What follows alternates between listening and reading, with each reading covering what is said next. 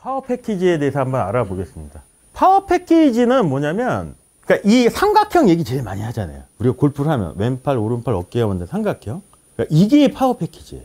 그럼 여기서 우리가 스윙을 할 때 왼팔 길이, 어깨 길이, 오른팔 길이를 놓고 봤을 때 바뀌는 쪽은 어느 게 바뀔까요?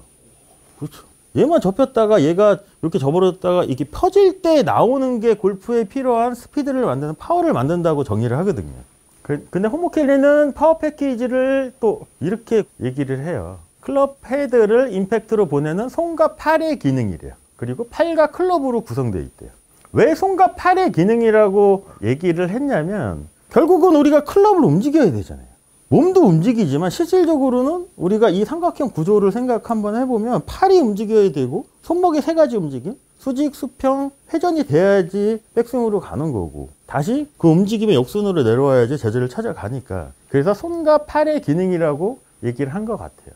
그리고 또 4개의 파워 어큐뮬레이터, 그 다음에 4개의 프레셔 포인트, 그 다음에 로딩, 그리고 클럽 헤드 레그로 구성이 되어 있대요. 자, 여기서 파워 어큐뮬레이터라는 얘기는 뭐냐? 파워 소스. 그러니까 파워를 어떻게 만들 거냐. 근데 그거는 간단해요. 하나밖에 없어요.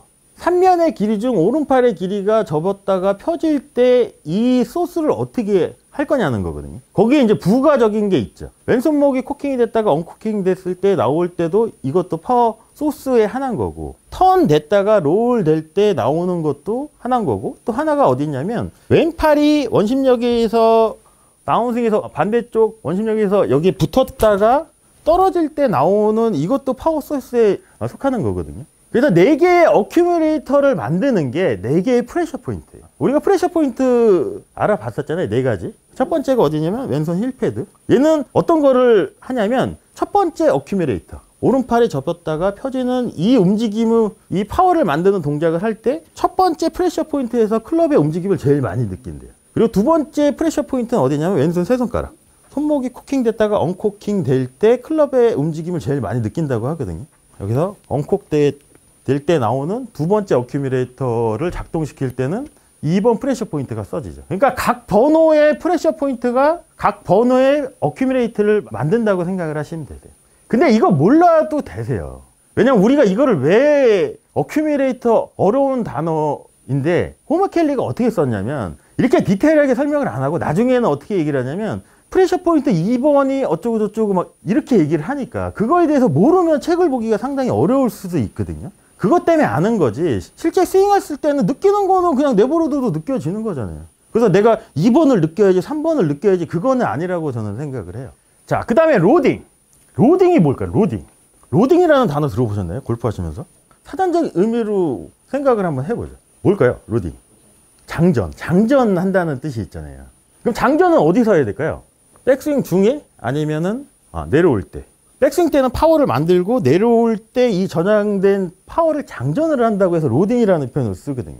그래서 이거를 홈모켈리는 또 어떻게 정의를 하냐면 다운 스트로크에 필요한 파워를 만들기 위해 드래그, 레그, 그 다음에 트러스트를 설정하는 게 로딩이래요. 자, 트러스트 저번 시간에 한번 알아봤는데 뭐냐면 오른팔이 접혔다가 펴지는 찌르는 동작을 트러스트라고 하잖아요.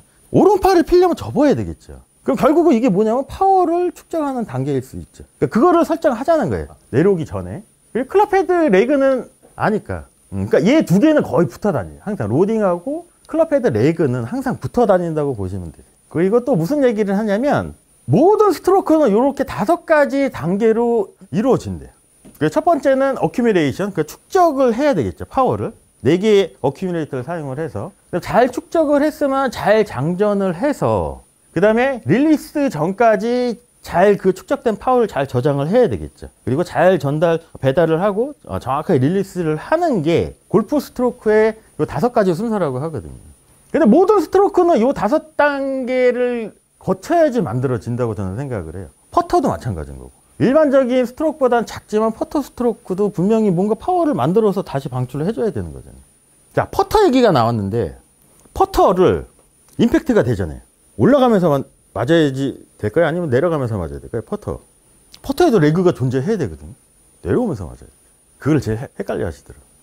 그 얘기도 나와요. 책 번역본 보시면 자, 그거를 우리가 알 수 있는 게 어디 있냐면 타이거 우즈 퍼터 있잖아요. 그 엄청나게 그 체리다? 서클티? 페이스를 보면 이 공 맞은 자국이 어디 나와 있냐면 타이거즈 보시면 페이스 위에 있어요. 올라가면서 여기를 칠 수 있을까요? 여기를? 못 쳐요. 내려가면서 이렇게 맞는 거거든. 그럼 퍼터를 잡고 놓고 여기서 그럼 맞는 순간까지도 얘도 분명히 클럽 샤프트가 이렇게 앞으로 기울어진 상태에서 이렇게 맞아야 된다는 얘기인 거거든요. 근데 대부분 어떻게 생각하시냐면 올려치려고 생각을 하잖아요. 근데 바닥에 있는 공은 절대 올려칠 수가 없거든요. 얘를 어떻게 올려칠까요? 얘를 올려칠 수 있는 방법이 이거밖에 없어요. 이거밖에. 아니면 얘를 꺾는 수밖에 없지. 손목을 이렇게 꺾는 수밖에 없지. 그럼 적지만 얘도 얘가 꺾이는 순간 이 파워의 누수가 나오는 건데 레그를 설정을 하고 앞에다 그래서 필 맥케슨 같은 경우가 이렇게 포워드 프레스를 많이 하잖아요. 이렇게 밀어놓고 자 접었다가 그대로 피고 그럼 요쯤 맞더라고요. 그럼 되게 묵직하게 맞거든요. 이것도 결국 레그예요. 레그하고 연관돼 있어요. 방금 전에 설명드렸던 요 내용이에요. 펴져 있는 왼팔이 1면 보시면 여기가 1면 어깨가 2면 그래 오른팔이 3면이죠. 근데 스윙에서 오른팔만 길이가 바뀌어요. 왼팔 길이 바뀔 수 있을까요? 왼팔은 그네인데 어깨 길이는 못 바뀌겠죠. 그러면은 오른팔의 길이의 변경은 둘 중에 하나라는 거예요.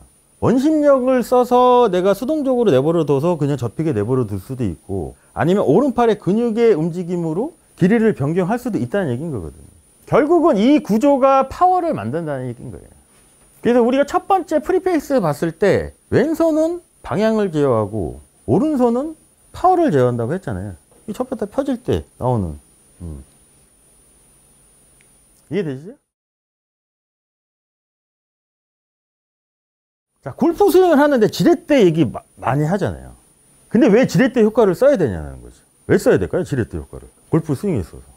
효과적인 게 분명히 뭔가가 있으니까 지렛대 효과 얘기를 많이 하잖아요. 그래서 뭐 레버리지 효과 해가지고 첫 번째가 이렇게 흔들리고 두 번째가 손목 코킹되고 요즘에는 또 세 개까지도 얘기를 하더라고요.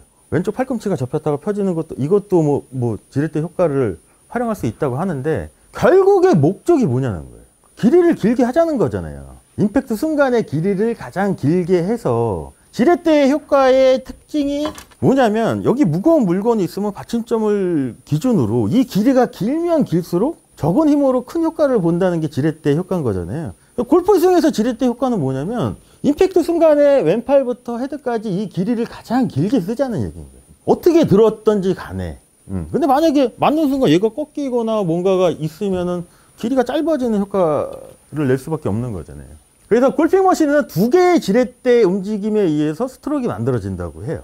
지렛대의 폼이 이렇게 돼 있대요. 약간 생소한 지렛대 폼인 거죠. 여기가 받침점이에요.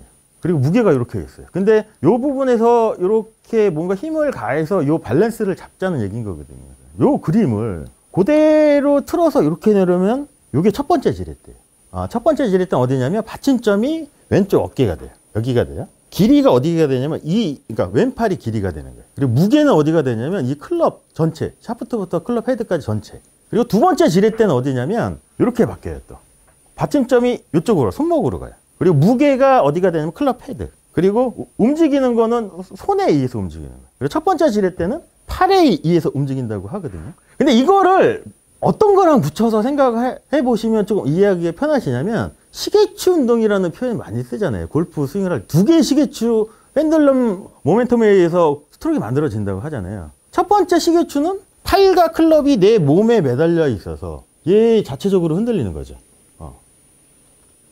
그러니까 팔하고 클럽하고 같은. 근데 여기서 조금 그러니까 움직이는 이 속도가 변하면 가속이라는 게 붙어서 요번에 왼손목이 코킹이 되면서 두 번째 시계추 운동이 되는 거죠. 요 두 가지를 결합을 하자는 거거든요. 그럼 보면 요 첫 번째 지렛대만 쓸 수도 있고 첫 번째 시계추 운동으로도 우리가 스트로크를 할 수도 있겠죠. 대표적인 칩샷이나 퍼팅 같은 경우는 굳이 두 번째 시계추 운동이 필요 없을 수도 있고 조금 더 큰 파워가 내기 위해서는 이제 두 번째 시계추 운동, 그러니까 두 번째 지렛대가 작동을 하면은 조금 더 이제 큰 파워가 생기겠죠.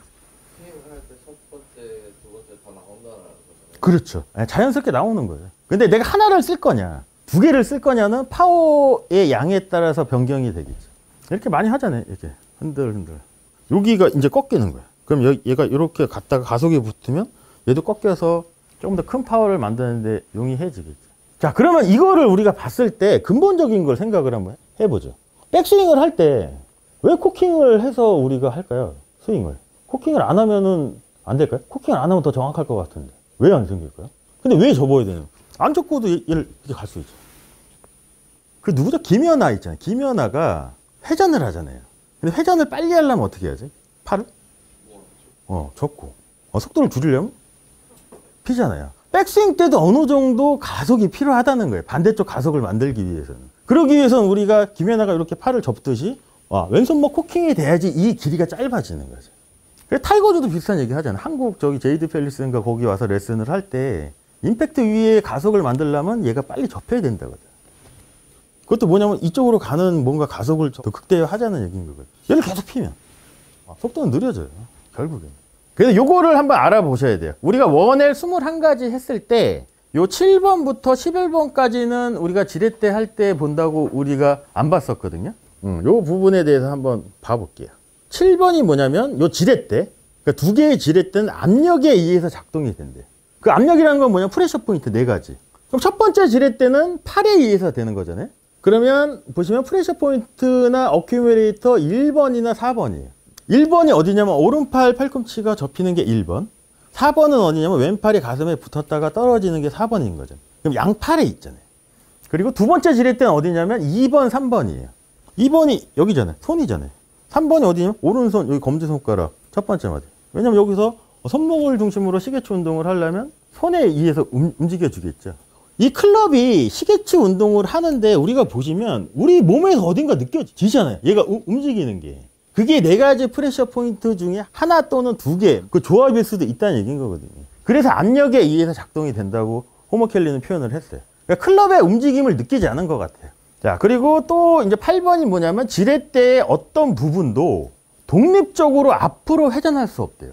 이거 정말 중요한 거거든요. 제가 이렇게 서 있어요. 제 입장에서 앞은 이쪽이잖아요. 얘 혼자서 앞으로 이렇게 갈 수 없다는 얘기인 거거든요. 그럼 얘가 가려면 둘 중에 하나겠지. 몸이 틀어지든지, 그럼 호라이즌트 힌진 거고, 오른팔이 펴지면 앵글도 힌지겠지. 그럼 얘는 갔잖아요, 앞으로. 그리고 9번을 보시면 지렛대는 작동 방식과 관계없이 원형으로 움직인다. 골프의 서클은, 클럽 헤드 움직이면 서클은 직선이 제어한다고 했잖아요. 얘는 왼팔의 지렛대, 그네는 앞으로 혼자서 앞으로 갈 수 없잖아요. 몸의 움직임에 의해서 얘가 이렇게 갔어요. 그럼 클럽 헤드는 어떻게 움직이나요? 원으로. 그래서 그건 거예요. 근데 이렇게 앞으로 간다고 해서 이렇게 가려고 하면 그때부터 얘는 그네가 아닌 거죠. 뭔가 조정을 한 거잖아요. 근데 얘는 왜 원으로 움직일 거예요? 클럽 헤드는 원으로 움직이는 거에 결정적인 이유, 경사진면. 모든 클럽은 다 이 경사진면에서 움직일 수밖에 없잖아요. 이 경사진면에서 제가 왼팔을 몸의 움직임에서 그대로 경사진면을 유지하려고 하면 경사진 이 끝은 더 아크를 그릴 수밖에 없거든요. 이 경사진면이 더 이렇게 가파르다고 생각을 하면 아크는 더 작아지겠죠. 근데 만약에 제가 이렇게 섰어요. 얘가 더 이렇게 경사진면에 있으면 이 아크는 더 커져요. 그게 말 많잖아요. 그래, 곡선이 맞느냐, 직선으로 움직이는 게 맞느냐, 곡선으로 움직이는 게 맞느냐. 내 느낌은 직선이지만 제 3자가 봤을 때는 곡선이 맞을 수도 있죠. 그게 액션하고 모션 차이 했을 때 그거 여기랑 또 붙죠. 자, 그리고 10번을 보시면 지렛대는 플레인 포스에 의해 임팩트를 통과해야 된대요. 플레인 포스가 어딜까요, 우리가? 플레인이 면이었잖아요, 면. 플레인은 어떻게 구성되어 있을까요? 골프 스윙에 필요한 플레인? 이렇게 기울어지게 생긴 거잖아요. 그럼 들었으면 밑으로 내려와야 된다는 거예요. 이 경사면을 타고 내려와야 되잖아요.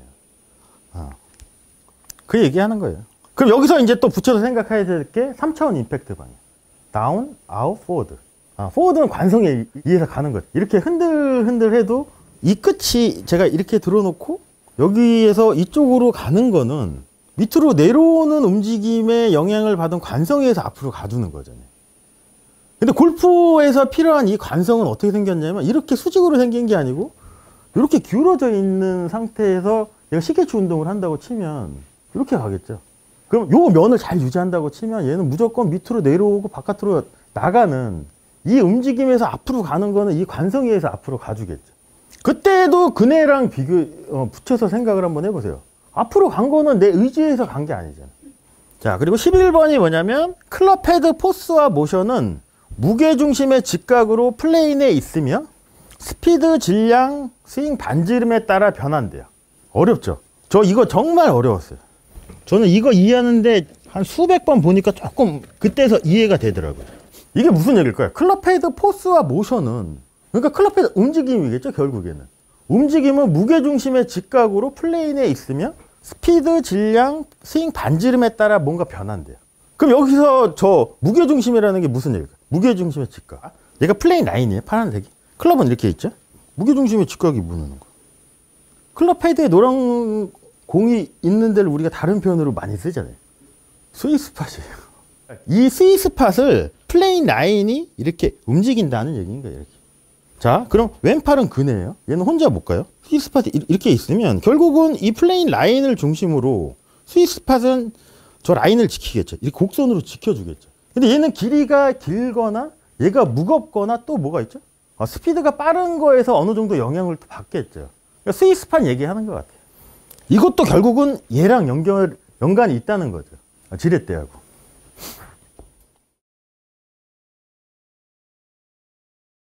왜냐하면 파워 패키지가 팔하고 손으로 구성되어 있는 거잖아요. 자, 팔의 일반적인 위치를 보시면 팔로스로에 도달할 때까지 왼팔은 구부러지지 않고 오른팔은 완전히 펴지지 않은 위치래요. 그럼 이 위치가 어딜까요? 우리가 생각을 한번 해보죠. 임팩트, 맞아요. 그래서 골핑 머신에서 얘기하는 팔로스로의 정의는 어디냐면 지금 얘기하는 데가 이건 거죠. 왼팔은 구부러지지 않고 오른쪽 팔꿈치는 완전히 펴지지 않았잖아요. 그러면 여기서 오른팔이 살짝 접혀 있던 게 펴져서 헤드가 손보다 밑에 있고 샤프트가 플레인 라인을 가리키는 양팔이 다 펴져 있는 이 위치를 팔로스로라고 정의를 하거든요. 자, 팔로스로 이후에는 코모켈리는 또 뭐라고 또 얘기를 했냐면 던져지지 않는데, 왼팔은 던져지지 않는데, 던져지지 않고 어깨 라인에서 왼팔이 45도 이동이 되면 접힌다고 하거든요. 근데 여기서 좀 유심히 보셔야 될 게 뭐냐면 원서를 보시면 얘를 대문자로 표기했어요. 왜 대문자로 표기했을까요? 뭔가 중요하니까 대문자로 표기를 했겠죠. 자, 던져지지 않는데요. 이걸 뭐랑 붙여 또 이제 생각을 우리가 한번 해봐야 될까요? 그네, 또 그네가 또 붙어요, 여기에. 자, 그리고 어깨 라인에서 45도 이상 되면 왼팔이 접힌대요. 이거는 또 뭘까요? 스위블. 우리 했던 거. 여기에 팔로스로 이후에 스윙어 같은 경우는 얘가 이제 팔로스로 이제 가속을 유지하면서 가려면 얘가 이렇게 틀어져야 되죠. 이때 접힌다는 얘기인 거예요. 근데 이때도 왜 접히냐는 거죠. 왼팔이. 안 접히면 안 될까요?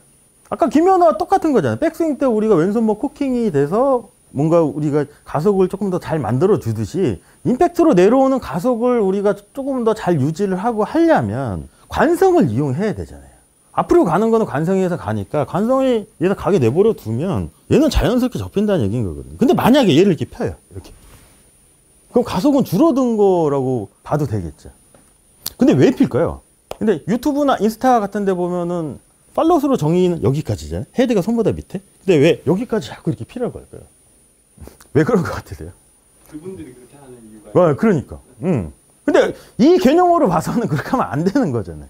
제가 생각할 때는 뭐냐면, 모르진 않겠죠. 그분들도 뭐 유명하신 분들인데. 그러니까 왼팔이 뭔가를 내가 노력을 해야지 뭔가 잘했다고 그래서 피는 거 아닐까 저는 생각을 해요. 일반 분들이 많이 접히니까. 그럴 수도 있어요. 맞아요. 자꾸 여기서 이렇게 빠지니까 얘를 계속 이렇게 피라고 얘기하는 수도 있거든요. 왜 접힐까요, 근데? 왜 치킨이 될까요? 자, 치킨이 왜 될지를 우리가 토론 한번 해보죠. 그냥. 많은 이유가 있잖아요. 프로님들 생각하는 게 다양하잖아요. 스윕을 할 때 보셨잖아요. 왼팔이 피니시 방향으로 몸의 움직임에서 얘가 따라 돌면 얘는 접혀요. 근데 아마추어 분들이 접으라고 생각을 하면 어떻게 접냐면 이거는 왜 이렇게 될까요? 롤이 없는 거예요. 그럼 또 왜 롤을 안 했냐는 거예요. 아마추어 입장에서 우리가 아마추어라고 생각을 하고 아마추어는 왜 롤을 안 할까요? 아니, 턴은 돼요. 자, 이렇게 가잖아요. 이렇게 왼팔로 하면 이렇게 잘 가지. 오른손이 붙어있는데 얘가 어떻게 가냐고. 그리고 얘는 이렇게 기울어진 면에서 클럽 샤프트는 항상 이 면을 유지하려고 하거든요. 올라가줘야 되거든요. 올라갈 수 있는 방법은 이거밖에 없어요. 근데 프로님 얘기도 맞아요. 아까 말씀하신 것도 맞아요. 그리고 또 하나 결정적인 이유가 뭐냐면 임팩트 순간에 스퀘어를 유지하려고 하는 생각 때문에 그럴 수도 있어요. 턴 앤 롤이잖아요. 플레인이 이렇게 있다고 가정을 해보죠, 우리가. 얘는 백스윙으로 가면 턴이에요. 그러면 우리는 얘를 클럽 페이스가 열렸다고 생각을 안 하지만 제 3자가 봤을 때 열리죠. 그럼 얘가 롤이 되려면, 자 그러면 제 손 엄지손가락 있는데 공이라고 치고 턴 롤이죠. 이렇게 턴의 롤이에요. 제가 근데 이 속도가 클럽 헤드 속도로 우리가 생각을 한번 해보시면 이 속도에 훨씬 더 빠르겠죠. 그러면 이 순간에 제가 열렸다 닫혔는데 이 순간에 제 손바닥이 플레인 라인하고 스퀘어가 되는 구간이 존재할까요? 안 존재할까요? 존재해요. 존재할 수밖에 없잖아요. 왜냐면 아무리 얘가 열렸다가 닫혀도 결국은 한 번은 스퀘어 구간이 분명히 존재를 하거든요. 그 다음에 자연스러운 동작은 관성에서 얘가 닫히는 게 제일 자연스러운 거죠. 근데 아마추어 입장은 어떻게 생각을 하냐면 내가 맞는 순간에 뭔가 힘을 꽉 주면 스퀘어가 된다고 착각을 하시는 거예요. 제가 볼 때는. 그럼 우리가 백스윙 상황에서 보면 열린 상태예요. 열린 상태에서 힘을 꽉 주면 어떻게 될까요? 열릴 수밖에 없지. 맞는 순간에. 그럼 또 어떤 모상을 해? 이렇게 열리면 그때부터는 또 꺾는 거예요. 또 이렇게 되면 또 이렇게.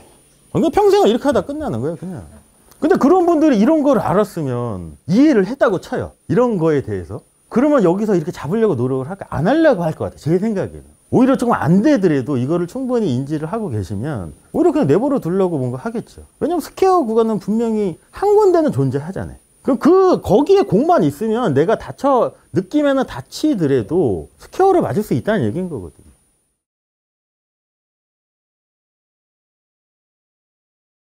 어큐뮬레이터에서 한번 알아볼게요. 어큐뮬레이터라는 뜻이 축적이라는 뜻이 있잖아요. 축적. 그러니까 파워 소스예요. 파워를 어떻게 이제 축적을 할 거냐. 백스윙 과정 속에 4가지밖에 없어요. 자, 파워 어큐뮬레이터는 골프에 필요한 파워를 축적하는 역할을 한대요. 근데 이 파워를 축적하는 게 결국은 2개의 지렛대 움직임하고 붙어 갈 수밖에 없잖아요. 결국에는. 첫 번째 지렛대, 두 번째 지렛대. 그래서 지렛대에 축적된 파워는 사용된 어큐뮬레이터에 의해 다시 지렛대에 의해 볼에 적용이 된대요. 팔꿈치를 접었으면 파워가 축적이 되겠죠? 그럼 얘를 우리가 쓰려면 접었던 거를 펴줘야 돼요. 그럼 왼손목 코킹이 오른쪽 팔꿈치에서 접혔던 게 코킹이 됐으면 얘를 우리가 쓰려면 다시 펴줘야 돼요. 근데 얘가 왜 펴줘야 될까요? 그래야지 지렛대의 길이를 가장 길게 쓸 수가 있는 거죠. 그래서 4개의 어큐뮬레이터를 조합을 하면 15가지가 나와요. 그 조합을 몇 개를 내가 조합을 해서 쓰느냐에 따라서 스트로크 패턴이 바뀔 수도 있겠죠. 때로는 1개만 쓸 수도 있어요. 대표적인 게 퍼터 같은 경우는 놓고 오른쪽 팔꿈치에 살짝 접었다가 펴도 스트로크이죠. 그럼 30m짜리 어프로치를 한다고 치면 여기서 조금 더 커지겠죠. 접히는 것도 조금 더 커지고 왼손목 코킹도 살짝 될 수도 있고 그럼 2개를 쓴 거잖아요. 일반적인 건 3개 조합을 해서 써요. 자, 그래서 특정 스트로크로 제한되면 효과적일 수 있지만 100% 호환될 수 없대요. 그 얘기는 뭐냐면 오른팔 근육의 움직임으로 오른팔을 접는 거랑 원심력에 의해서 오른팔이 접히는 거, 원심력하고 오른팔을 쓰는 게 충돌할 수도 있다는 얘기인 거거든요. 상극이에요. 어떻게 보면은. 그래서 히터 같은 경우는 파워 축적하는 어큐뮬레이터를 1번, 2번, 3번을 메인으로 쓰고 스윙어 같은 경우는 2, 3, 4를 쓴대요. 자, 그래서 맨 마지막 문장을 보시면 일부 조합에서 생략된 어큐뮬레이터는 실제 스트로크에서 여전히 존재하는 것처럼 보일 수 있지만 생략된 일부 어큐뮬레이터는 미비하거나 부수적이어서 생략해 놓은대요. 자, 그럼 우리가 스윙어의 어큐뮬레이터를 한번 봐볼게요. 2, 3, 4를 쓴대요. 1번이 뭐냐면 오른쪽 팔꿈치가 접혔다가 펴지는 게 1번이거든요. 근데 우리가 스윙어 타입으로 스윙을 한다고 해도 얘를 안 쓰는 건 아니잖아요. 접히잖아요. 접히긴 접혔어요. 근데 수동적인 원심력에서 수동적으로 접힌 거잖아요. 그래서 이렇게 표현한 것 같아요. 생략된 일부 어큐뮬레이터는 미비하거나 부수적이에요. 이 얘기를 저는 어떻게 이해를 했냐면 수동적으로 사용된 거는 미비하거나 부수적이라고 취급을 해서 여기에 포함을 안 시켰다는 얘기인 거거든요. 4번이 뭐죠? 4번이 뭐냐면 왼팔이 가슴에 붙었다 떨어져. 여기서 하체 움직이면 여기에 붙잖아요. 원심력에서 내버려 두면 여기 떨어지죠. 이게 4번. 근데 히터는 왜 4번을 또 저기다 안 적었을까요? 히터의 백스트로크 끝은 어디냐면 오른 팔꿈치가 오른팔 근육으로 접히는 데까지 끝이에요. 그럼 어깨 회전이 많이 안 됐죠. 그러면 4번이 잘 안 써져요. 여기서 팔만 써지면 스윙어에 비해서 여기가 이렇게 붙었다가 떨어지는 그 느낌이 미비하거든요. 그래서 4번이 생략이 된 거예요. 요거는 조금 생소한 단어죠. 아웃 오브 라인, 어큐뮬레이터의 아웃 오브 라인, 인라인. 자, 아웃 오브 라인은 단순히 끝에서 끝까지 직선이 아니래요. 그리고 아웃 오브 라인에서 인라인 상태가 되면 저장된 파워가 릴리스가 된대요. 어렵게 생각하지 마시고 그냥 개념만 이해하시면 돼요. 1번 어큐뮬레이터가 오른쪽 팔꿈치가 접혔다가 펴져야지 뭔가 파워를 만들어주는 거잖아요. 그러면 여기서 아웃 오브 라인은 어디냐면 팔꿈치가 접히는 게 아웃 오브 라인이에요. 그럼 다시 여기서 접혔던 게 펴지면 이 상태가 인라인인 거예요. 그럼 2번은 어떻게 될까요? 2번. 2번의 아웃 오브 라인, 인라인을 우리가 생각을 한번 해보자. 이 상태는 아웃 오브 라인일까요? 인라인일까요? 레벨 상태고 코킹이 안 된 상태. 인라인이에요. 근데 우리가 백스윙을 할 때 코킹이 됐잖아요. 그럼 다시 원심력에 의해서 내버려두면 다시 아웃 오브 라인. 그러니까 코킹이 되는 걸 아웃 오브 라인. 그다음에 다시 풀려서 지렛 때 왼팔부터 클럽 헤드가 가장 길게 쓰는 걸 인라인이에요. 그러니까 어렵게 생각 안 하셔도 돼요. 그러니까 네 가지 어큐뮬레이터가 쓰인다는 거예요. 근데 책에 이런 내용이 있거든요. 근데 저는 이게 처음에 이해가 안 됐어. 아웃 오브 라인이 무슨 얘기고 인라인이 뭔지를 이해가 안 됐다고. 근데 생각해보면 그렇게 당연한 거예요. 그냥 어큐뮬레이터를 쓰자는 얘기인 거예요. 그냥 단순하게 보면. 자, 그래서 아웃 오브 라인의 양 및 근력의 양을 변경하면 선택된 릴리스 액션에 의해 릴리스 될 수 있는 파워 양이 달라진대요. 1번 하나만 갖고 우리가 한번 봐볼게요. 제가 여기서 오른쪽 팔꿈치를 요만큼 접었어요. 이렇게 했어요. 이거랑 더 많이 접혔어요. 그럼 어떤 게 더 파워가 셀까요? 2번이 더 쓴 거잖아요. 그럼 아웃 오브 양이 증가가 된 거잖아요. 이 팔꿈치가 접히는 양이 많으면. 그러니까 그 얘기하는 거예요. 어큐뮬레이터 3번. 어큐뮬레이터 3번은 뭐냐면 왼팔 근해 개념 봤을 때 우리가 왼손목은 플랫한 상태인 거잖아요. 그리고 샤프트랑 왼팔은 항상 이렇게 V자 쉐입을 이렇게 유지가 되는데 이 어큐뮬레이터 3번은 뭐냐면 여기서 백스윙으로 움직일 때 턴이 되면 회전이 됐죠. 다시 롤이 되면 다시 반대쪽으로 회전하면서 이것도 파워를 만든다는 얘기인 거거든요. 근데 이 어큐뮬레이터 3번만큼은 아웃 오브 라인이 돼서는 안 된대요. 계속 뭔가 직선을 유지해야 된다는 얘기인 거거든요. 자, 그 직선이 뭐냐면 샤프트랑 플랫한 왼손목으로 클럽하고 왼팔이 결합이 되면 왼팔부터 클럽 샤프트는 이렇게 삼각형의 이 면이 유지가 되겠죠. 그러니까 이 면이 깨지면 안 된다는 얘기인 거예요. 그럼 이 면이 깨질 수 있는 거를 우리가 생각을 한번 해보시면 손목의 움직임 중에 어떤 움직임이 되면 이 삼각형, 지면하고 이렇게 수직인 삼각형이 깨질까요? 수평으로 움직이면 깨지겠죠. 이렇게 되면 안 된다는 얘기인 거예요. 이게 또 뭐랑 붙대 또. 왼팔은 근해 개념하고 또 붙는 거예요. 그래서 우리가 프리페이스 봤을 때 플랫한 왼손목이 되게 중요하다고 얘기를 했잖아요. 이 상태에서 3번 어큐뮬레이터를 인라인 상태를 유지를 하고 계속 스윙 내내 임팩트까지 인라인 상태를 유지할 수 있는 방법을 우리가 생각을 한번 해보시면 저 바닥에 있는 플레인 라인을 지키고 싶어요. 그러면 세 가지 손목의 움직임 중에 첫 번째는 뭐가 돼야 될까요? 터닝이 돼야죠. 그 다음에 조금 더 큰 파워를 내기 위해서 두 번째 지렛대를 작동시키려면 면이 깨졌네. 안 깨졌죠. 그럼 얘가 임팩트로 올라면 역순으로만 내려오면 되겠죠. 그럼 먼저 콕이 언콕으로 가고 그 다음부터 여기부터 시계 반대 방향으로 이렇게 롤이 되는 거잖아요. 이게 어큐뮬레이터 3번이 사용되는 거거든요. 근데 여기서 원심력에 의해서 써지면은 이 양이 롤의 양이 많아져서 파워가 더 센 거고 턴앤롤이 원심력뿐만 아니고 여기서 접혔던 오른팔이 여기서 그대로 이렇게 펴줘도 이 면은 계속 유지가 되죠. 그러니까 얘는 항상 붙어 다니더라고요. 제가 볼 때는 왼팔은 그네 원엘 머신 컨셉이 항상 붙어 다녀요. 그럼 여기서 아웃 오브 라인이 안 되는 가장 중요한 역할을 했던 게 뭐가 있을까요? 이 상태가 계속 이 면을 계속 유지한 가장 결정적인 요인 손목 중에 세 가지 움직임 중에 수직으로 움직여도 면은 안 깨져요. 회전으로 해도 안 깨져요. 근데 여기서 얘가 꺾이는 순간 이 면은 깨지잖아요. 벌써. 그럼 또 뭐랑 연결될까요? 얘가 이렇게 깨지면 길이하고 또 연관이 돼요. 그래서 요거를 잘 봐보세요. 회전, 수직이에요. 우리가 사장 봤을 때 회전 모션은 어떤 거를 재야죠? 클럽 페이스예요. 그리고 수직 모션은 클럽 헤드잖아요. 그럼 보면 첫 번째는 클럽 페이스가 열리겠죠. 몸의 원심력에 의해서. 그다음 조금 더 큰 파워를 내려면 올라가야 되겠죠. 헤드가. 그래서 골프 스윙에서 파워는 스피드잖아요. 그럼 시드 파워가 뭐냐는 거지. 골프 스윙을 만드는 시드 파워가 중력 아닐까요? 중력 공짜임이라고도 표현을 하잖아요. 그럼 중력을 우리가 더 활용을 하려면 중력에 의해서 가속을 더 만들어 주려면 얘가 헤드가 여기서 떨어지는 것보다는 조금 더 올라가면은 더 큰 중력을 활용을 하겠죠. 그럼 결국은 클럽 헤드 제어잖아요. 그럼 클럽 헤드 중력에서 떨어지고 이어받아서 회전적인 부분이 어큐뮬레이터 3번에 의해서 이렇게 되면 얘는 항상 내가 인위적으로 뭔가 맞추려고 안 해도 클럽 페이스는 항상 제자리를 찾아올 수밖에 없잖아요.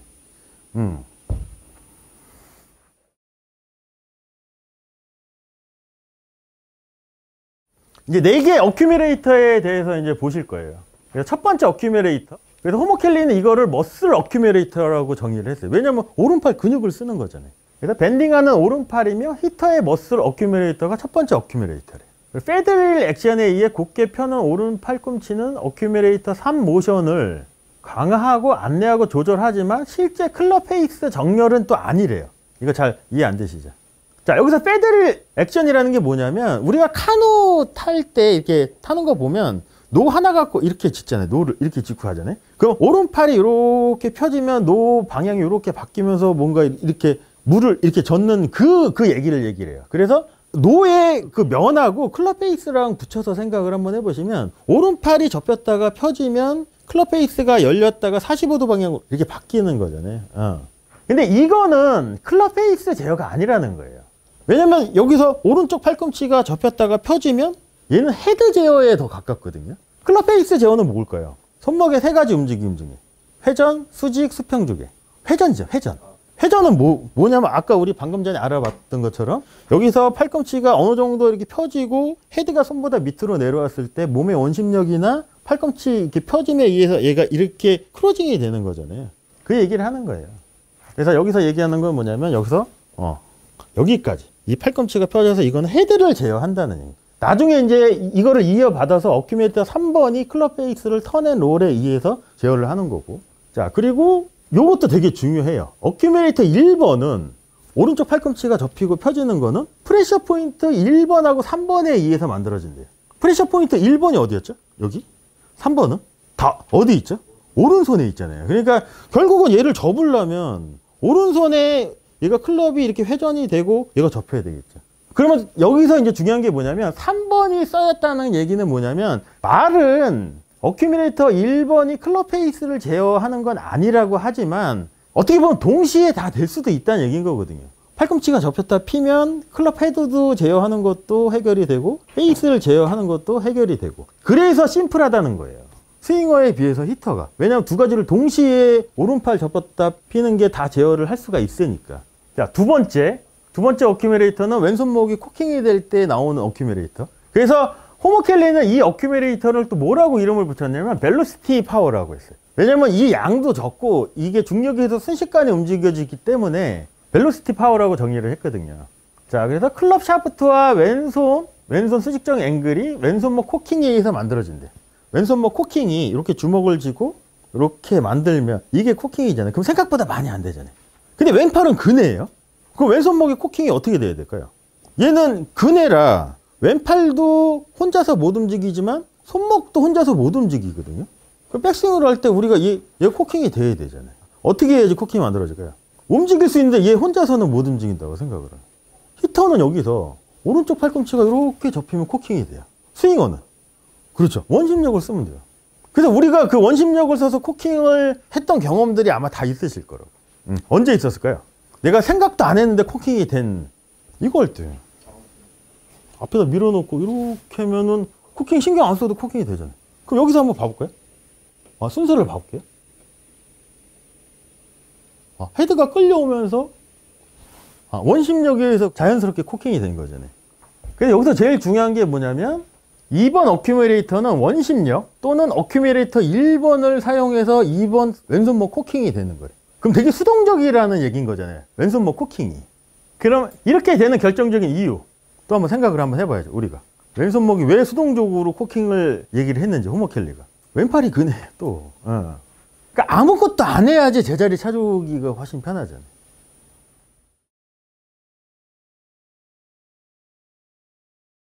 자, 3번 어큐뮬레이터 얘기가 나오네요. 클럽 샤프트와 왼팔뚝 사이에 설정된 앵글로 형성이 된대요. 그러니까 샤프트랑 팔뚝하고 샤프트 만드는 그러니까 약간 이렇게 V자죠. 이렇게 완만한 V자.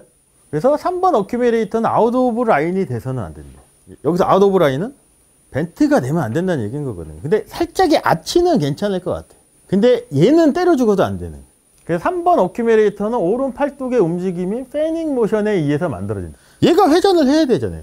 결국은 백스윙으로 가려면 얘만 이렇게 자꾸 스윙하진 않잖아요. 오른손, 오른팔이 결합이 되겠죠. 그럼 여기서 패닝이라는 건 뭐냐면 여기서 박수를 치는 거예요. 이렇게 해놓고 요 팔뚝을 요 샤프트랑 같은 면, 비교적 비슷한 면에 이렇게 같은 면에 놓고 이렇게 되겠죠. 그러면 요 팔뚝도 어떻게 보면 요 샤프트 이 자체적인 라이 앵글하고 비슷한 각도가 되겠죠. 그럼 여기서 우리가 박수를 쳐보자는 거지. 그러면 제 팔뚝이 어떻게 움직이나요? 정면에서 한번 가볼까요? 제가 이렇게 치다가 여기서 스톱하면은 한번 스톱 해보시는 거예요. 스톱. 자, 손바닥 위치 한번 봐보세요. 어때요? 처음보다?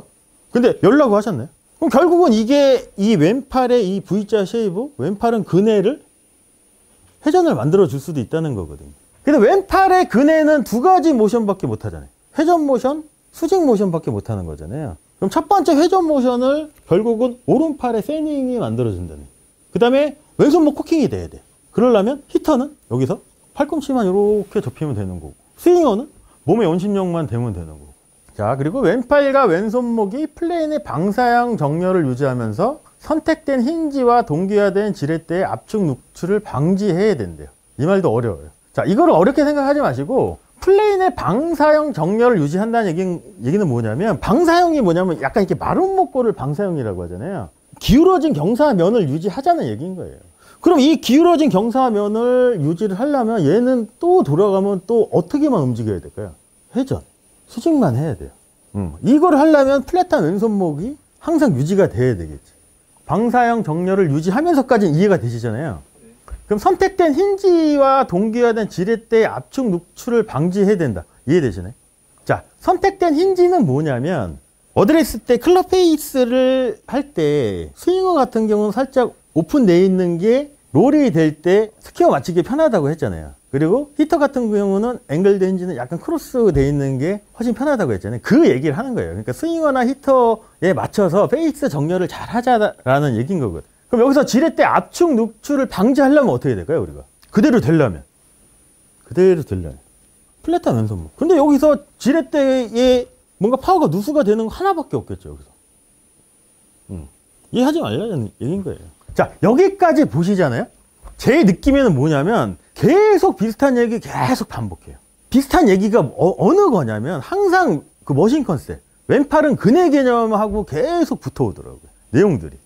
자, 그래서 맨 마지막 거 보시면 어큐뮬레이터 3의 핸드 모션, 어큐뮬레이터 3은 핸드 모션으로서 클럽 페이스 컨트롤, 리듬 컨트롤, 그 다음에 롤 파워 컨트롤이며 진정한 오른 팔꿈치에 의한 클럽 헤드 추월 컨트롤이래요.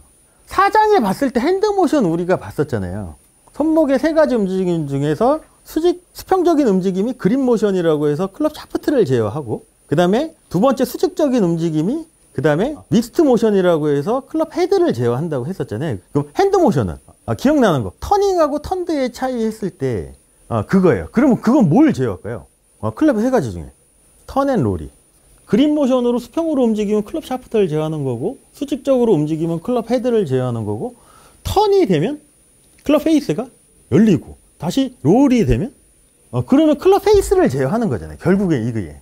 그래서 클럽 페이스 컨트롤이에요. 그 다음에 리듬 컨트롤이라는 얘기는 뭐냐면 왼팔 근해가 두 가지 움직임밖에 못하는 거잖아요.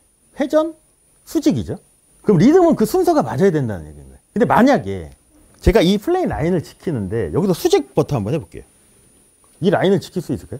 못 지켜요. 그럼 순서가 맞아야 되잖아요. 먼저 회전이 먼저 되고, 그 다음에 원심력이 됐던 오른 팔꿈치 접힘에 의해서 수직 모션이 돼야지 요 끝이 다시 라인을 가리키면서 플레인 라인 제어가 되는 거잖아요. 그러니까 이 순서를 얘기를 하는 거예요. 그럼 파워를 내려면 헤드가 위에서 아래로 떨어지면 중력에 우리가 해야 되겠죠. 그럼 먼저 얘가 떨어지는 거를 우리가 얘가 먼저 돼야지 다시 회전으로 갔을 때 아무것도 안 한 상태에서 제자리를 찾아갈 수 있는 확률이 높아지는 거잖아요.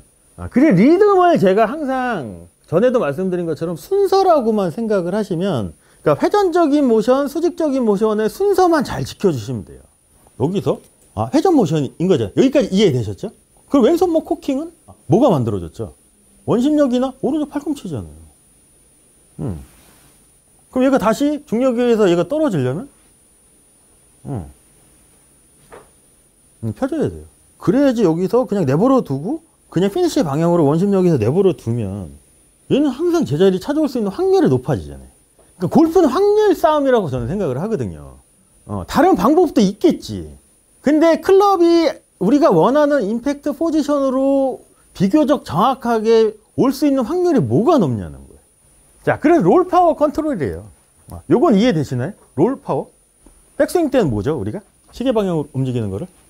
턴. 자, 그럼 여기서 임팩트까지 올라면은 회전적인 부분을 생각을 한번 해보시면 롤인 거잖아요. 그래서 롤 파워예요. 그러니까 얘가 하는 일이 많아요. 여기서는 오른쪽 팔꿈치를 접었지만 이 클럽의 전체적인 무게를 양팔 이렇게 제가 비교적 괜찮죠? 백스윙 때 손이나 팔의 위치가? 그럼 여기서 요 그립 끝이 바닥에 있는 저 플레인 라인을 가리켰다고 맞잖아요, 지금도? 이 클럽의 전체적인 무게를 어디서 제일 많이 느낄까요? 여기잖아요. 여기잖아요. 그러면 얘가 샤프트도 제어를 하는 거고 결국은 이 클럽 패드 제어하는데도 이 프레셔 포인트 3번 검지의 첫 번째 마디가 많은 일을 한다는 얘기인 거거든요. 그래서 뒤에는 지금은 우리가 근의 개념이 계속 나오잖아요. 뒤에는 이제 레그 들어가고 이제 가속 엑셀레이션 들어가시면 이 프레셔 포인트 3번 얘기가 계속 붙어 나와요. 상당히 중요해요.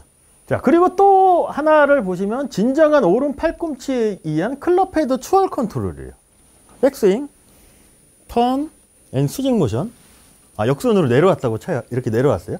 그럼 여기서 이 클럽 헤드가 결국 임팩트를 지나서 내 몸 앞으로 가져야 되잖아요. 근데 왼팔은 얘는 자체적으로 갈 수가 없잖아요. 그러면 어떻게 해야지 얘가 갈 수 있을까요? 몸이 틀어지거나 또 하나는 뭐냐면 접혔던 오른팔이 원심력에 의해서 펴지거나 자체적으로 펴지면 클럽 헤드는 내 몸보다 이제 추월을 할 수 있겠죠. 근데 이거를 아마추어 분들이 제일 오해를 하는 게 뭐냐면 아마추어 입장에서 생각을 하면은 더 우리가 더 큰 파워를 내기 위해서 제일 오해를 하고 계신 부분 중에 하나가 뭐냐면 이거 제일 오해하잖아요. 몸을 잡아놓고 헤드를 이렇게 먼저 보내는 건 비슷하잖아요. 차이를 보시면 우리는 왼손목, 플랫한 왼손목을 계속 유지를 하고 오른 팔꿈치가 접혔다가 원심력이 됐던 자체적인 오른팔에 의해서 이 모션하고 천지 차이인 거죠. 그리고 네 번째 어큐뮬레이터는 어깨와 인라인 상태를 추구하여 왼팔과 왼어깨가 이루는 앵글이 어큐뮬레이터 4를 만든대요. 그러니까 요 앵글이에요. 이렇게 90도. 왜냐면 왼팔이 근해잖아요. 그럼 왼팔하고 어깨가 얼추 이렇게 90도 비슷하게 돼 있겠죠. 그럼 여기서 원심력에서 회전이 되면 이 양이 내가 이렇게 얘를 이렇게 완전히 지키는 게 아니고 어느 정도 살짝 끌려오겠죠. 왜냐하면 왼팔이 근해니까 여기서 원심력이 하면 여기 압력이 걸리면서 이 각도가 살짝 작아질 수도 있거든요. 그럼 작아졌다가 여기서 원심력에서 떨어질 때 나오는 파워 소스를 얘기를 하는 거거든요. 자, 그러면은 요 상태는 아웃 오브 라인일까요? 인라인일까요? 요 상태 인라인이에요. 여기는 아웃 오브 라인. 근데 이 각도를 한번 봐보세요. 얘가 조금 적어들었죠. 그래서 왼팔의 움직임 우리가 앞모션에서 얘는 수직으로 움직인다고 이렇게 알아봤잖아요. 왼팔은 그네를 혼자서 못 움직이잖아요. 그럼 우리가 그러니까 이렇게 그냥 회전이 없는 상태에서 원심력을 안 쓴다고 생각을 하고 왼팔이 올라갈 수 있는 거는 오른팔의 도움을 받아야 되겠죠. 그러면 오른팔이 약간 사선으로 왼쪽에 치우쳐 있어요. 근데 우리가 이 상태로 팔꿈치 접을 수는 없잖아요. 그럼 여기서 팔꿈치 접으려면 이렇게 와줘야 되거든요. 그러면 이 각도가 조금은 줄어들겠죠. 그래서 이렇게 살짝 작아진 게 그 원인일 수도 있어요.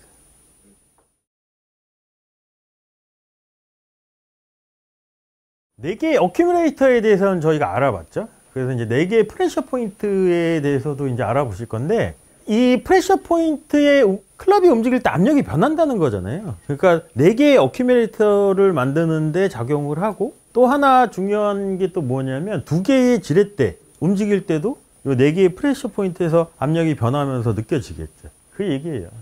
이것도 너무 그렇게 심각하게 생각하실 필요 없고요. 그냥 한번 봐볼게요. 프레셔 포인트의 정의는 이렇게 했어요. 지렛대 움직임에 적용되는 포스는 프레셔 포인트를 통해 클럽에 가해지는 포스래요. 말이 어렵죠. 그냥 클럽이 움직이는 움직임을 느끼는 압력점이라고만 이해하시면 책 보시는데 아무 문제 없으실 것 같아요. 각 버너의 프레셔 포인트는 해당 버너의 어큐뮬레이터를 만드는 데 관여를 하고 또 프레셔 포인트는 두 개의 지렛대를 움직이는 데도 관여를 한다고 합니다. 그러니까 프레셔 포인트하고 우리가 그립 프레셔, 할 때 조금 조심하셔야 될 부분이 프레셔 포인트라고 해서 내가 클럽이 움직일 때 압력이 느껴지는 변화지. 요 네 가지 프레셔 포인트 이렇게 나오죠, 이제. 여기에 힘을 주는 거는 아니라는 것만 조금 참고하시면 되실 것 같아요. 첫 번째 프레셔 포인트가 보시면 왼손 엄지손가락이나 그립과 접촉하는 오른손의 힐 부분이래요. 이 부분을 얘기를 하는 거거든요. 그러니까 첫 번째 프레셔 포인트가 어큐뮬레이터 1번을 움직이는데 관여를 하는 거잖아요. 근데 1번 어큐뮬레이터를 우리가 생각을 한번 해보시면 여기서 팔꿈치가 이렇게 접히겠죠. 이렇게 접히는 게 1번 어큐뮬레이터잖아요. 그러면 요 힐 부분, 오른손 힐 부분에서 가장 이 클럽의 움직임을 제일 많이 느낀다는 얘기인 거죠. 그리고 두 번째 프레셔 포인트가 왼손의 세 손가락, 여기. 이건 당연히 어큐뮬레이터 2번, 손목이 콕, 엉콕 될 때 요 세 손가락에서 제일 많이 느껴지는 거고. 그리고 세 번째가 오른손 집게 손가락, 첫 번째 관절, 요 부분. 요 부분은 이제 뒤에 다루면서 프레셔 포인트 3번 얘기는 정말 많이 나올 거예요. 제일 중요하다고 저는 생각을 하거든요. 그리고 네 번째가 왼팔이 좌측에 닿는 곳이면 어디든지 가능하대요. 왼팔이 내 몸에 닿는 곳. 근데 근해의 개념으로 보면 처음에는 그렇게 많이 안 닿아 있었을 것 같아요. 근데 원심력을 할 때 여기서 뭔가 압력이 변화가 생기겠죠. 들어서 다시 원심력에 의해서도 다시 압력이 변화가 생길 수도 있고. 자, 그리고 보시면 조합, 콤비네이션을 보시면요. 파워는 어큐뮬레이터에서 나와야 하겠죠. 파워 소스니까. 그리고 어큐뮬레이터는 프레셔 포인트에 의해 클럽을 직접 또는 간접적으로 구동하여 임팩트에서 작동되어야 한대요. 그리고 파워 어큐뮬레이터의 프레셔 포인트 트러스트. 여기서 트러스트라는 건 어떻게 이해를 하시면 좋으시냐면 오른팔이 펴지는 게 트러스트잖아요. 그때 압력이 네 가지 중에 어딘가에서는 압력이 변화가 생기겠죠. 그렇게만 이해하시면 되실 것 같아요. 그러니까 잠재적 에너지를 클럽의 운동 에너지로 변화시킨대요. 그럼 여기 잠재적 에너지를 보시면 이 잠재적 에너지를 만드는 구간은 어딜까요? 스윙 중에 백스윙.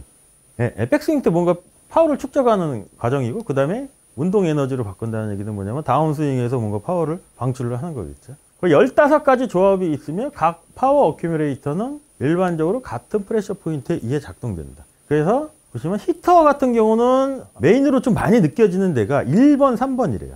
이건 다 어디 있나요? 1번하고 3번은 오른손. 그러니까 히터. 스윙어 같은 경우는 2, 3, 4가 쓰인대요. 1LP. 이게 뭐냐면 그러니까 프레셔 포인트가 클럽 헤드를 제어한다는 얘기인 거거든요. 클럽의 움직임을 느끼는 거잖아요, 결국에는. 자, 여기 한번 봐볼게요. 자, 여기가 어딜까요? 몇 번일까요, 여기가?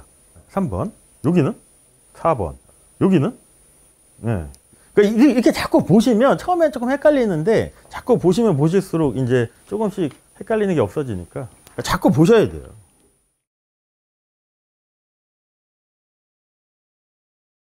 자, 로딩과 클럽 헤드 레그. 아까 우리가 파워 패키지 구조에 관해서 알아봤을 때 파워 패키지는 손과 팔의 기능과 그 다음에 팔과 클럽, 그 다음에 4개의 어큐뮬레이터, 4개의 프레셔 포인트, 그 다음에 로딩과 클럽 헤드 레그로 구성되어 있다고 이제 얘기를 했잖아요. 네, 그래서 이제 로딩하고 레그에 대해서 한번 알아보겠습니다. 로딩은 다운스트로크에 필요한 임팩트 파워를 만들기 위한 레그, 드래그 또는 트러스트를 배치하는 게 로딩이라고 할 수 있거든요. 그러니까 파워를 만드는 축적 과정, 축적을 해서 내가 장전을 시키는 과정이라고 보시면 되고, 레그는 뜻이 뭐냐면 뒤따라오는 거잖아요, 클럽 헤드가. 이때 로딩을 통해서 레그를 설정을 한다는 거거든요. 그럼 클럽 헤드를 우리가 레그를 만들고 싶어요. 그러면 이 상태에서 클럽 헤드 레그를 만들 수 있는 방법을 우리가 생각을 한번 해보시면 뭐가 있을까요? 벤트가 되면 클럽 헤드는 뒤에 오겠죠. 왼팔은 그네죠. 그럼 얘가 앞으로 올라오면 회전하면 클럽 헤드는 앞으로 오죠? 항상 손보다 그게 뒤에 있네요? 뒤따라오죠. 네. 그럼 레그는 자동으로 설정이 되겠죠. 이거에 관한 내용인 거예요. 근데 레그를 왜 활용을 해야 될까요? 그렇죠. 클럽 헤드 궤도에 필요한 원심력을 우리가 활용을 더 잘할 수가 있겠죠.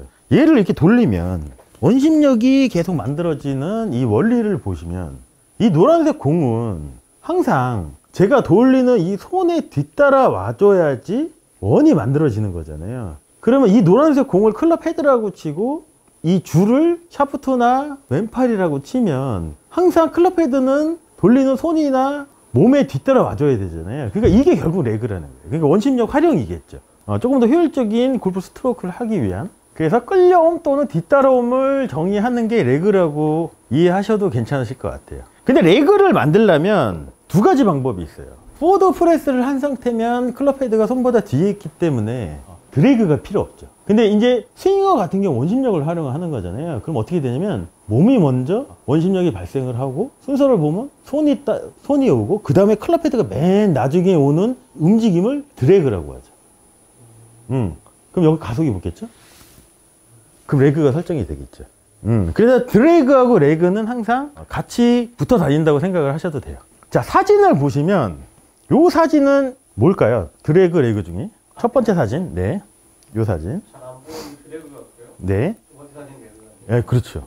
그러면 요 클럽 헤드가 손보다는 앞에 있죠. 드래그가 끌려오다라는 뜻이 있잖아요. 끌다라는 뜻도 있고, 레그라는 거는 원심력을 활용을 하는 거잖아요.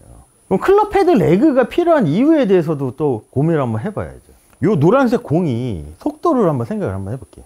이 노란색 공이 움직이는 속도가 비교적 일정하잖아요. 움직이는 속도가. 근데 이 줄의 길이가 길어지면 길어질수록 이 노란색 공의 속도는 더 빨라질 수밖에 없잖아요. 그럼 이게 골프 스윙에서 필요한 건 뭐냐면 드라이버야 많이 나가면 많이 나갈수록 좋지만 아이언 같은 경우는 이 헤드의 움직임이 일정해줘야지 거리의 차이가 나는 거잖아요. 클럽별로. 그러면은 클럽별로 클럽 스피드가 조금씩 증가하는 가장 큰 원인이 뭐냐에 대해서 또 이제 고민을 한번 해봐야죠. 몸의 움직임은 비교적 일정하겠죠. 근데 아마추어 분들은 그렇게 생각 안 하잖아요.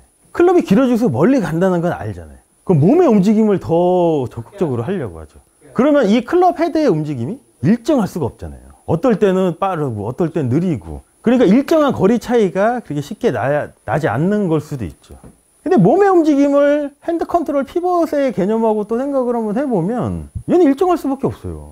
라인을 지키는데 비켜주는 역할만 해주면 되는 거잖아요. 그리고 클럽이 길어질수록 내가 더 멀리 가고 더 플랫해지고 자연스럽게 일정한 스윙이 가능하겠죠. 근데 반대로 생각할 수도 있다는 거죠. 클럽이 길어질수록 더 큰 파워, 더 멀리 보내야 되니까 얘를 세게 더 움직이려고 한다든지 뭔가 더 적극적으로 움직이려고 하다 보니까 그러니까 클럽하고 내 몸하고 싱크가 깨질 수밖에 없잖아요. 그 싱크를 연결을 해주는 게 교육받은 손을 통해서 클럽의 세 가지 요소를 제어하면 클럽도 제어하고 교육받은 손이 내 몸의 움직임도 제어가 가능한 거죠.